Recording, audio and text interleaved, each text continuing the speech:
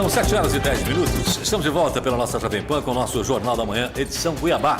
E estamos recebendo o secretário de Educação do Estado de Mato Grosso, Alan Porto. Bom dia, secretário. Prazer recebê-lo. Bom dia, Paulo. Bom dia, Vinícius. Para mim é um prazer estar aqui no estúdio da Jovem Pan pela manhã, falando de um assunto tão importante que é a educação do nosso estado. Muito bem. Temos visita importante no dia de hoje para a educação, para o governo. O ministro da Educação, Camilo Santana, estará em Mato Grosso. Não sei se já chegou ou não, mas enfim, já acredito que não. Mas estará hoje por aqui com uma reunião, evidentemente, com o governador Mauro Mendes e com o secretário e toda a equipe, né, de governo. E isso vai acontecer no começo da tarde, lá por 1h30, né? A sobremesa vai ser a educação hoje. O que será discutido nessa reunião e o que espera Mato Grosso do governo federal e que pode alcançar? Bom, hoje nós vamos receber o nosso ministro Camilo Santana. É uma alegria receber o ministro da Educação aqui no estado de Mato Grosso.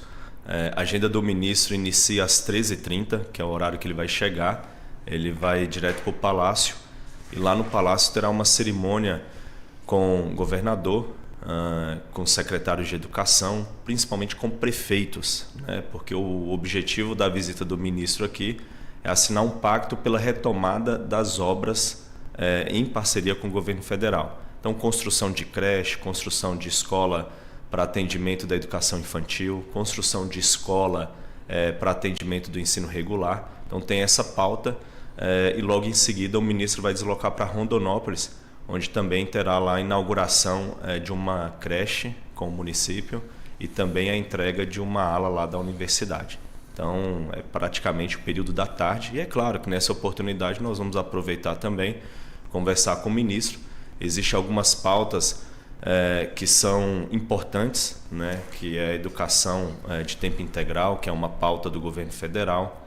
A parte de alfabetização, o governo tem dito aí que nos próximos dias, né, vai lançar um pacto pela alfabetização na idade certa, o fortalecimento das políticas de regime de colaboração, que é onde acontece com o governo federal, estado e município. E outra pauta importante que o governo tem falado é sobre tecnologia, conectividade, né, um plano para chegar à internet a todas as escolas do país. Então, com certeza, esses 4 assuntos vai estar na nossa mesa e a gente vai estar discutindo aquilo que é melhor para o estado de Mato Grosso. Muito bem, vamos começar pelo que vai ser assinado, que vai ter assinatura, etc. e tal. Nós estamos falando de quanto em valor e contrapartida, como é que é isso? Vamos lá, o governo federal está falando de retomada de obra. Então não vai ser assinado nada, Só retomar aquilo que retomar a obra que está paralisada. Há quanto tempo? Vamos lá, o estado de Mato Grosso tem 17 convênios com o governo federal. Desses 17 convênios, 7 são escolas técnicas. Vocês se lembram aí, há 10 anos, 12 anos, o governo retomou todas elas, tá? Retomou já há alguns anos, inclusive entregamos esse ano Primavera do Leste, entregou também Água Boa, né? Inclusive nessas 2 unidades a gente trabalha em parceria com a CCTES, que funciona escolas militares lá. Então dessas 17, 7 é a escola técnica, todas estão em execução. As outras 10, em parceria com o Estado, da Secretaria de Educação, 3 já foram entregues, 2 estão em execução, que é uma em Jauru e outra União do Sul. E as outras 3 não tem mais necessidade, as outras 5 não tem mais necessidade de construção. Veja bem, foram convênios assinados em 2007, Nossa. 2007, 2009. Então o que acontece? Nesse interim, as coisas mudaram. O Estado fez reordenamento, fez redimensionamento, nós passamos os anos iniciais para o município, então mudou o planejamento da educação. Então em alguns municípios não tem a necessidade daquela construção. Então está em fase de prestação de contas desses recursos junto ao FNDE. Então hoje, dos 17 convênios, não tem nenhum paralisado, não tem nenhum que não foi tomado algum tipo de providência. Vinícius. Muito bom dia, secretário. Alain, é sempre um prazer, né, poder te receber aqui. Seja bem-vindo. Obrigado por ter aceito o convite. Bom, eu quero te perguntar do empréstimo do Banco Mundial, né, que esses dias foi polêmico, eu até fiz a defesa aqui. Ver aquele discurso do senso comum, né? Por que o governo vai contrair empréstimo se tem dinheiro, enfim, né? Aí que foi, alguns deputados pautaram isso, né? Eu fiz aqui, expliquei, né, que é interessante usar o dinheiro próprio em outras coisas, né? Que esse dinheiro do Banco Mundial ele vem, é um dinheiro barato em termos de juro, né? Um prazo longo, com carência. Sim. E além de tudo ele vem com um smart money, né? Ele vem com assistência técnica, né? Com governança. Perfeito. Então aí você inclusive esteve lá junto com a secretária Teté, né? Lá na Assembleia para explicar isso aos deputados, né? De forma democrática, né? Então explica, é interessante destacar o que são 100 milhões que vão ficar para a SEDUC, né? No que ele vai ser aplicado, secretário? Isso, é 100 milhões e Vinícius, você fez uma contextualização muito boa. Obrigado. E às vezes as pessoas levam a discussão para o senso comum, né? Por que pegar 100 milhões de dólares sendo que o governo está no caixa no azul? Não é simplesmente só pelo dinheiro. Se for só pelo dinheiro, o Estado nem pegaria. Mas a gente está falando de uma instituição do Banco Mundial que desembolsa com base em resultado. Então tem toda uma orientação técnica, tem toda uma consultoria. As práticas que estarão sendo aplicadas nesse empréstimo levam em consideração boas práticas nacionais e internacionais. É aquilo que vem acontecendo de melhor na educação. Então não é somente o dinheiro. Existe uma política pública muito estruturada para a execução desse dinheiro que vai trazer um resultado. Qual o resultado? Melhoria no ensino e aprendizagem das nossas crianças e dos nossos jovens. Eu vou até deixar aqui uma revista nossa que fala das 30 políticas públicas. É uma política de Estado que foi elaborado pelo governo do Estado e instituído pelo governador Mauro Mendes. Essas 30 políticas têm 3 eixos de investimento. Modernização da infraestrutura. Quando eu falo modernização da infraestrutura, eu falo de mobiliário, eu falo de conectividade, eu falo de prédio, eu falo de estrutura atrativa para os nossos estudantes. Eu falo também aqui de tecnologia. Hoje nós precisamos, nas 670 escolas do estado de Mato Grosso, uma tecnologia de ponta para que o aluno possa utilizar as ferramentas que estão disponíveis. O Estado entregou 120 mil Chromebooks nos últimos meses, no ano passado. E essa tecnologia ela tem sido muito importante para que o aluno possa realizar suas avaliações de forma digital, possa utilizar essa tecnologia para pesquisa, possa tornar o ambiente escolar atrativo, possa ter uma aula transformada. A gente está falando com um estudante do século XXI, não é o estudante do século XIX e do século XX. Então, o ambiente da sala de aula está sendo transformado. Na gestão pedagógica, a gente está falando de 14 políticas públicas. A gente está falando do sistema estruturado, material didático, a gente está falando de educação financeira, a gente está falando de educação socioemocional. Então, o investimento do Banco Mundial eles têm esses 3 eixos: infraestrutura das escolas, conectividade e principalmente a gestão pedagógica. Então, esses 3 eixos compõem as ações de investimento do Banco Mundial. E lembrando, aqui a gente está falando de um plano de Estado de 10 anos, que começou a ser implementado no ano passado. Então, isso vai até 2032. Os investimentos existem, mas os investimentos eles têm que ser contínuos dentro da Secretaria de Educação. Eu me lembro em 2019, quando o governador Mauro Mendes assumiu, de 100% do orçamento da Secretaria, 92% era para a folha de pagamento. Os outros 8% era para pagar alimentação escolar, transporte escolar e PD das escolas. Não sobrava nada de investimento. E hoje? Hoje, no final do ano passado, nós fechamos em 19% de investimento.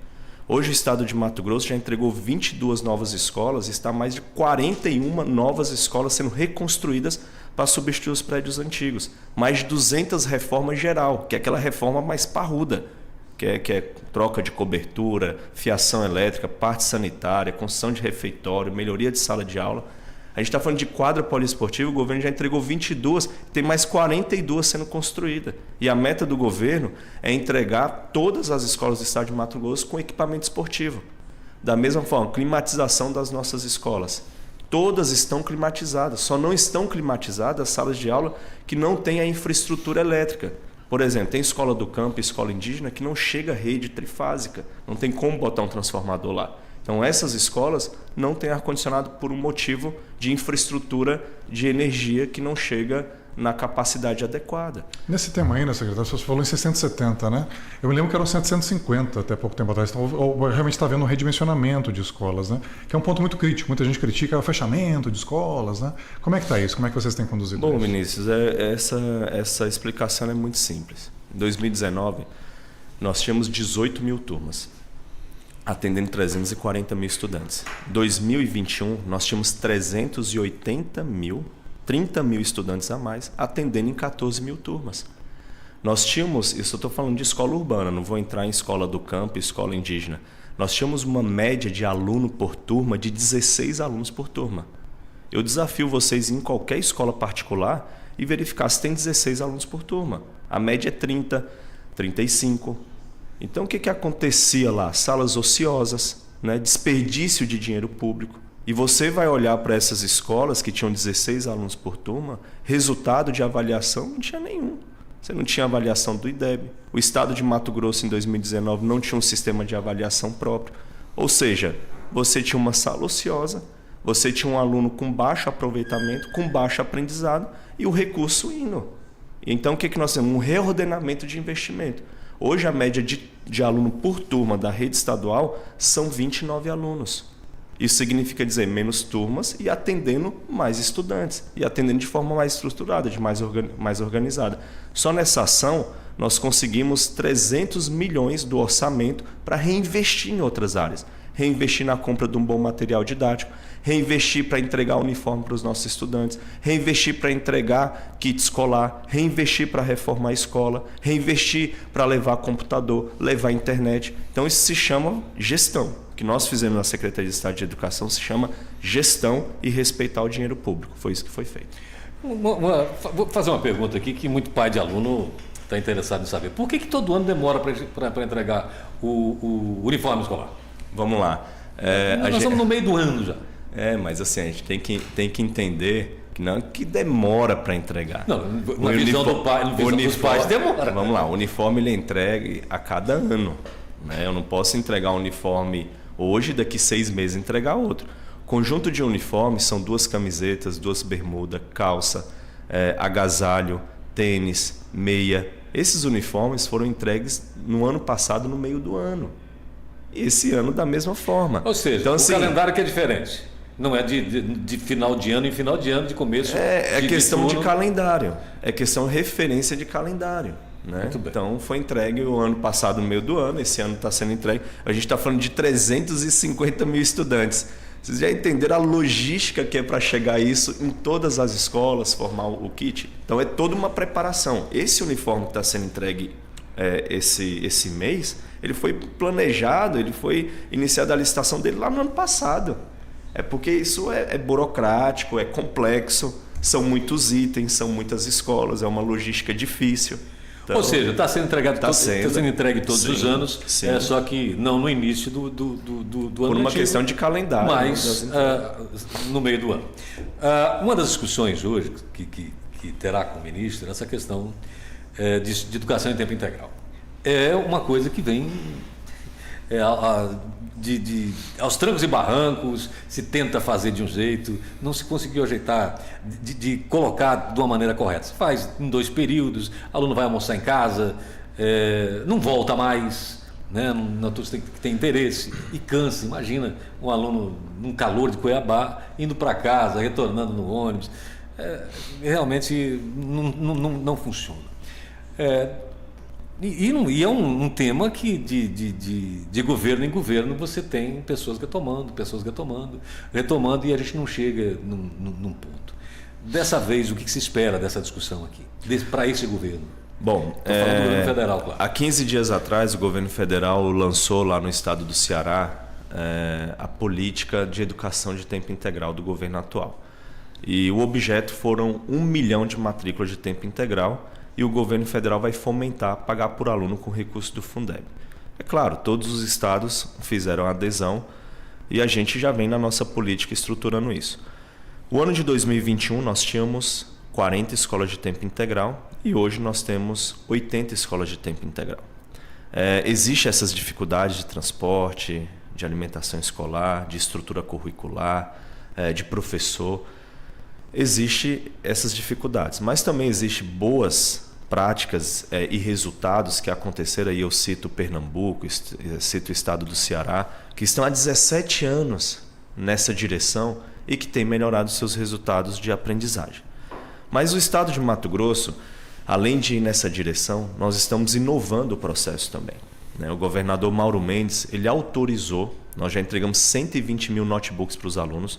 Nós estamos trabalhando num processo licitatório para comprar mais 200 mil. O que nós queremos? Que cada estudante da rede estadual tenha um notebook com acesso à internet. E aí a gente quer trabalhar no modelo híbrido.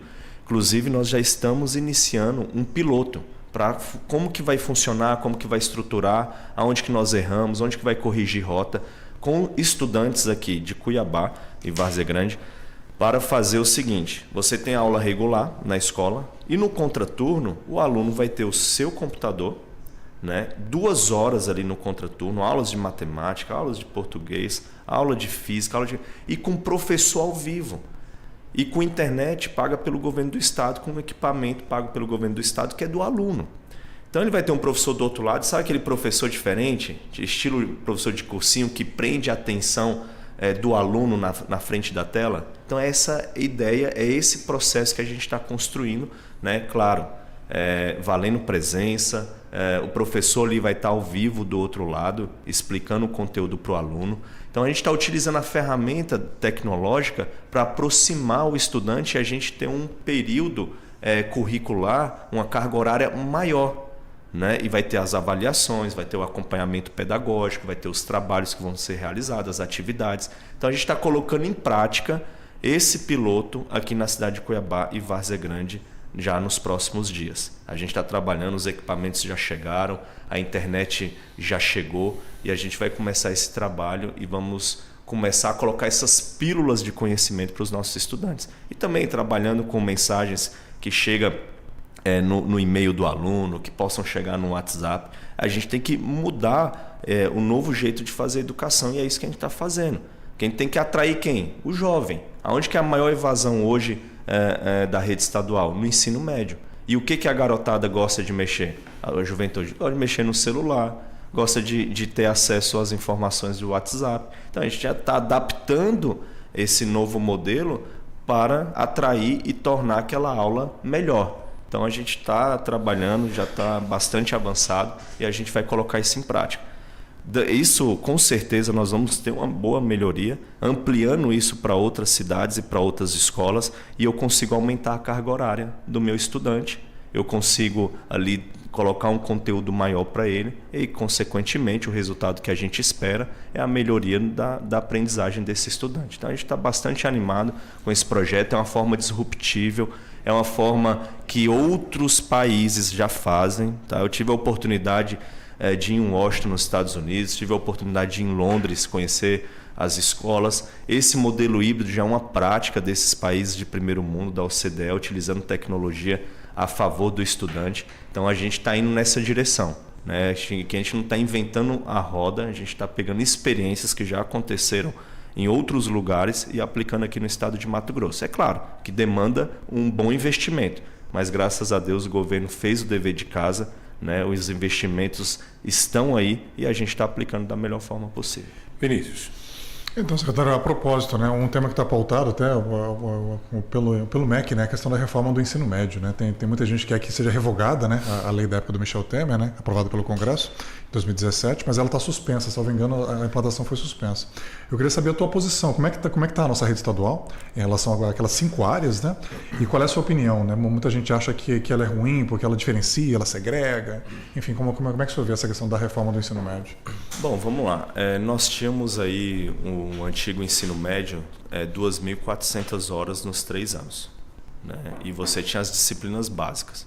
O novo ensino médio ele aumentou a carga horária em 200 horas ano, então ele saiu de 2.400 horas para 3.000 horas, ou seja, 1.000 horas por ano. 1.000 horas no primeiro ano, no segundo ano, no terceiro ano. O currículo da educação básica, eu falo as matérias em matemática, português, física, filosofia, sociologia, ficou concentrado em 600 horas. As outras 400 horas ficou focado no projeto de vida, foco ali no protagonismo juvenil do estudante e os 5 itinerários. Desses 5 itinerários, você tem aí um muito importante, que é a IPT, que é a educação profissionalizante, a educação técnica, que é o que a gente precisa formar os nossos estudantes, né, para preparar ele para o mercado de trabalho. Então, eu vejo o novo ensino médio hoje uma boa estratégia, que está em fase de implementação. Implementamos o primeiro ano, o segundo ano e ano que vem nós vamos implementar o terceiro ano. Saiu uma portaria do governo federal suspendendo, não o novo ensino médio, mas suspendendo o cronograma. Mas isso não impede do Estado continuar a sua aplicação, e é o que nós vamos fazer.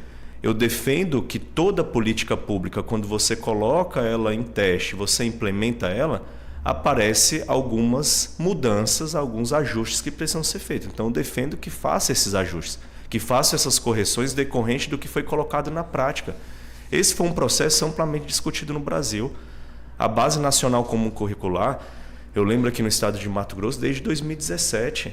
Isso foram diversas audiências, leis que foram aprovadas na Assembleia, foram feitas e discutidas pelos professores.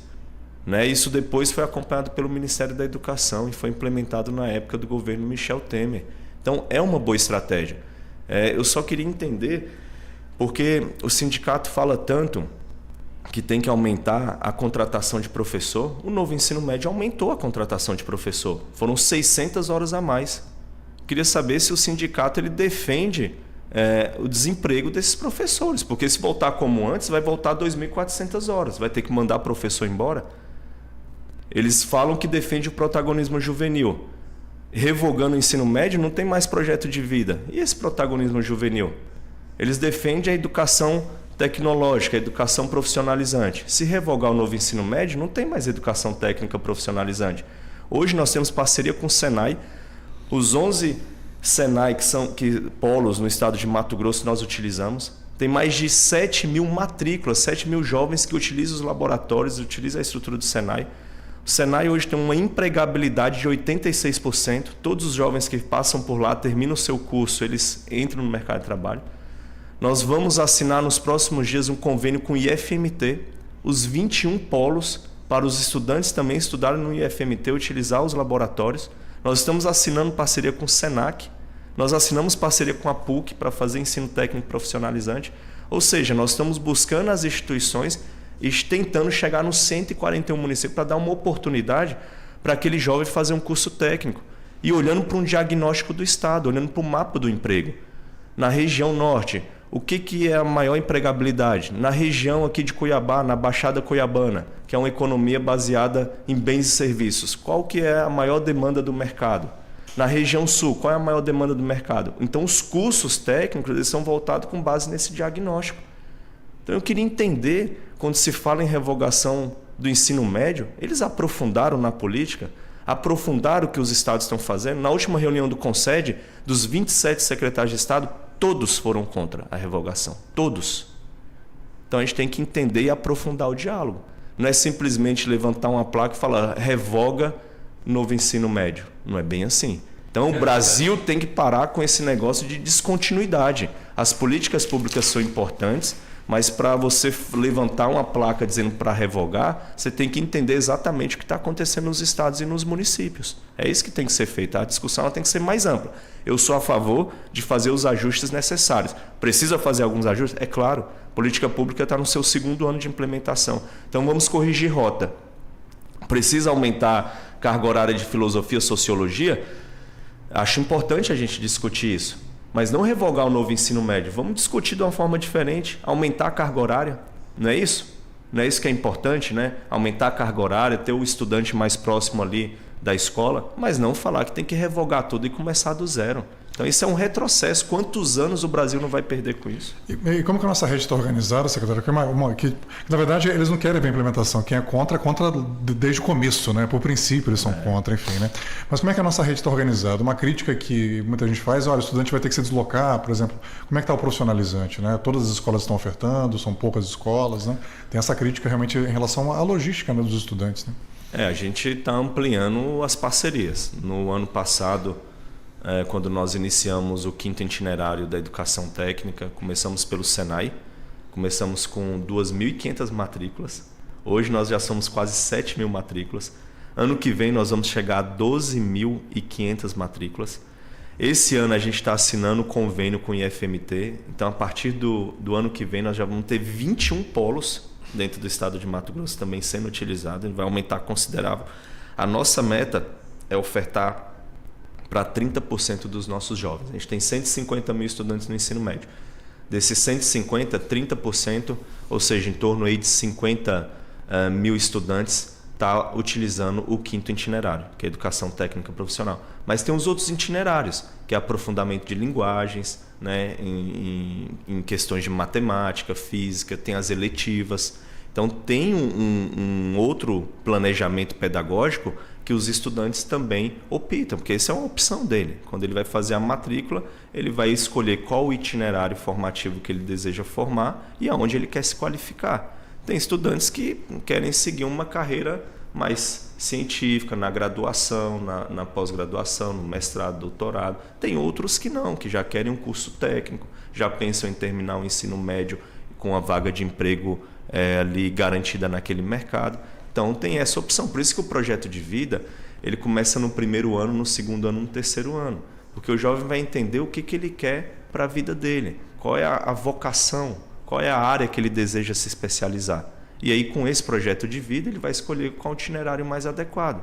Volto a repetir aqui, isso foi implementado há 2 anos atrás. Existem alguns ajustes que têm que ser feitos e a gente estamos fazendo os ajustes. Até mesmo integrar com a rede pública municipal, em relação ao transporte escolar, ajustes de horário. Então, isso está sendo feito. Tá? Então, eu acredito muito que dá para a gente sim continuar nessa política, organizando ali a parte curricular, o atendimento desses estudantes, mas não falar em revogação. São 7h36. Secretário, nós tivemos aí uma preocupação geral, depois daquela onda de ataques, etc. Ataque não, de promessas de ataque, né? Depois de um ataque verdadeiro lá em Santa Catarina, onde foi algo externo, né? Alguém que pulou um muro, que era baixo e tal. E depois tivemos no país uma onda aí de ameaças. A sua enorme maioria foi só brincadeira de mau gosto, menino fazendo bobagem, com algumas com potencial. Isso passou, parece que sumiu do horizonte, ninguém mais fala, né? Acabou a discussão e ponto. O que ficou para reflexão e ação da Secretaria, ou só foi um momento ali que se reagiu ao que estava acontecendo e as coisas ficaram do jeito que estavam? O que se avançou? O que se pensa? O que se imagina? Ou é algo que vai se esperar um próximo evento? Bom, a gente está muito atento em relação a isso, né, Paulo? O Brasil assustou em relação às violências nas escolas depois do episódio de São Paulo, depois do episódio de Blumenau, com mortes, né? Então foi uma tragédia que aconteceu. E isso não pode cair no esquecimento. Aqui no estado de Mato Grosso, a gente faz um diagnóstico semestral para entender qual o tipo de violência que você tem dentro da escola. E aí você tem a questão do bullying, você tem a questão do cyberbullying, você tem a questão do racismo, você tem a questão financeira, você tem a questão socioeconômica, você tem a questão das ansiedades, você tem a questão da questão socioemocional, você tem a questão da violência dentro das famílias. Então é um cenário social preocupante e isso acaba aflorando dentro da escola, que é onde o jovem e o estudante fica ali.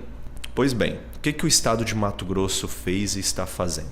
A gente tem trabalhado na mediação escolar, a gente tem trabalhado em conjunto com o Ministério Público, em parceria com as instituições, porque essa rede de proteção social é muito importante, Conselho Tutelar, Ministério Público, Tribunal de Justiça, municípios, e a gente está com uma parceria muito legal com o Tribunal de Justiça, que são as práticas restaurativas, o círculo de paz que a gente constrói dentro da escola. E esse círculo de paz ele acontece com os profissionais da educação e com os estudantes, principalmente através dos grêmios estudantil. E esse ano a gente teve uma iniciativa muito legal do Grêmio, que ele apresentou um projeto de paz nas escolas. Então, mobiliza a família, mobiliza a comunidade escolar, entender exatamente o que motiva o estudante a ter qualquer tipo de prática violenta, atuar ali. Tem casos que você consegue resolver de forma pedagógica com o professor, com o próprio aluno. Tem casos que você tem que acionar a rede de proteção, conselho tutelar. Tem casos que você tem que acionar até a polícia, que é caso de violências mais sérias. E aí tem que abrir um processo de investigação. Depois do momento que a gente teve de ameaças, E foram muitas ameaças. A inteligência da Polícia Civil, da Polícia Militar, trabalhou de forma muito efetiva, evitando uma série de constrangimentos, uma série de violência dentro das escolas. Inclusive, o governo do estado iniciou a instalação de câmeras de monitoramento em todas elas. Começamos por Cuiabá e Várzea Grande, em parceria com a CESP, para buscar todo o perímetro da escola, desde acesso, desde das áreas comuns, desde o terreno inteiro. Então, assim, essas câmeras são interligadas direto no centro de inteligência da Polícia Militar. O diretor tem acesso, a comunidade ali também pode acompanhar. Colocamos o botão, que a gente fala do botão do pânico, se em algum momento tiver algum tipo de invasão, algum tipo de violência física, acionar esse botão e rapidamente a Polícia Militar mais próxima da região já é acionada para fazer uma ação corretiva. Mas o que a gente está investindo de verdade mesmo é trabalhar a educação socioemocional desses estudantes, é trabalhar as práticas restaurativas, o círculo de paz, a mediação escolar. É isso que vai fazer a verdadeira diferença. Essas outras ações são ações corretivas que estão em execução. A gente quer chegar em todas as escolas do estado com vídeo monitoramento, reconhecimento facial, fazer um controle maior do acesso, orientando os profissionais da educação, quem entra, quem sai da escola. Alguns agendamentos a gente até colocou nesse período de crise, que na escola ficaria somente aluno e profissionais da educação. Qualquer atendimento seria através de agendamento. Então a gente criou ali todas as ações necessárias para aquele momento. Teve alguns que defendiam porta giratória, detector de metal, concertina. Acho que esse não é o caminho. A gente não tem que pegar a escola e transformar num castelo, num que gerou oportunidade de negócio também, né? Escola é o bem mais precioso daquele bairro. E quem tem que proteger a escola, quem tem que manter aquele patrimônio é a própria comunidade escolar. São os pais, são estudantes. Então, essa reflexão ela precisa ser feita. E é esse trabalho que a gente está fazendo. Bom, 7h42, para a gente fechar aqui. Como está o andamento da implantação de escolas militares no estado de Mato Grosso? Parou? A discussão parece que arrefeceu. Houve um recuo tático? O que aconteceu?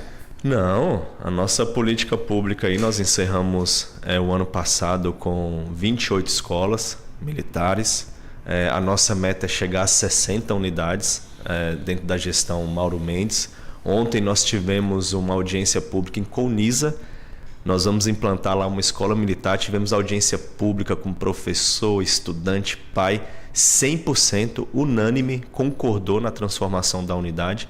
Então a gente já está tomando as providências para levar a escola militar. E tem vários outros municípios que a gente está discutindo. Guarantã do Norte, Campo Verde, aqui na Baixada Cuiabana. Então nós vamos continuar. Vale dizer o seguinte... É uma alternativa. Esse modelo tem dado certo. A gente percebe com dados, com avaliação, uma melhora significativa no ensino e no aprendizado, uma melhora comportamental dos nossos estudantes, né? E vale dizer aqui que a escola militar, a única diferença de uma escola regular é a gestão lá da Polícia Militar ou do Corpo de Bombeiro. O professor é o mesmo da nossa rede. O currículo da escola é o mesmo, o sistema de avaliação é o mesmo, o recurso que vai para a escola regular é o mesmo que vai para a escola militar. Então, assim, existe um papel que a SEDUC está trabalhando para garantir a equidade. E isso é a médio e longo prazo.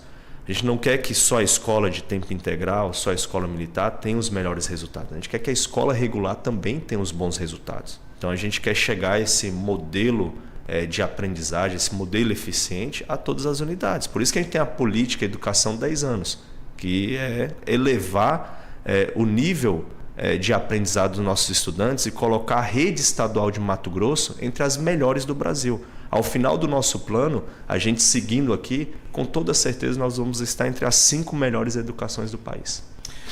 Pontualmente lá em Várzea Grande, o Adalgisa se recuou da proposta, vai se discutir novamente ou não?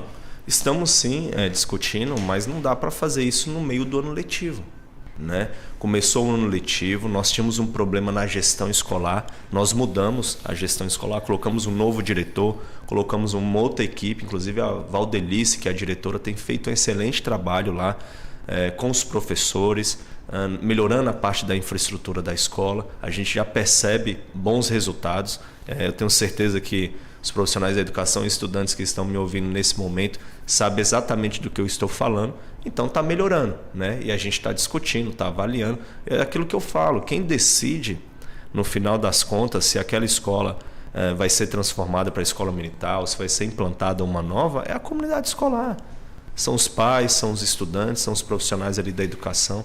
Então a gente continua no diálogo, né? Várzea Grande e Cuiabá está no nosso radar para implantar novas unidades militares, né? Novas escolas militares, mas com muito diálogo e com muito respeito. O sindicato ajuda ou atrapalha?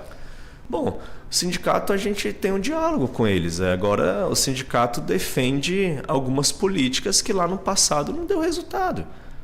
Falei que em 2019 o sindicato defendia aquele modelo lá de trás. Aquele modelo lá de trás era escolas ociosas, era professores desmotivados, era a Secretaria de Educação distante da escola, era uma educação que não tinha avaliação, era uma educação que não tinha material didático. Então o sindicato defende essa visão do passado, essa visão retrógrada.